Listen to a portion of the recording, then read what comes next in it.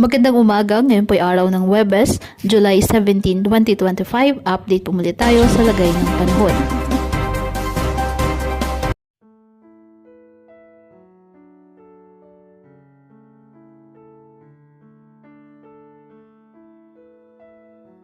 Bagyong Krising patuloy po na minomonitor at inaasahang lalakas pa. Nagpapaulan na ito ngayon sa maraming bahagi ng ating bansa kasabay po ng pinalakas nitong hanging habagat o southwest monsoon. May lakas ng hangin na aabot sa 45 km per hour malapit sa sentro at pagbugsong aabot sa 55 km per hour.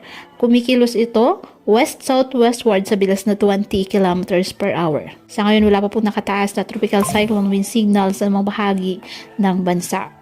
Pero inaasahang magtaas na ang pag-asa sa mga susunod na oras. Ang pinagsamang epekto ng bagyong Krising at ang pinalakas nitong habagat ang siyang magpapaulan sa maraming bahagi ng ating bansa. Kaya patuloy pa rin po natin na pinapayuhan ang ating mga kababayan na maging maingat at maging alerto at palaging mantabay sa iba pa nating weather updates at sa updates ng pag-asa hinggil sa lagay ng panahon.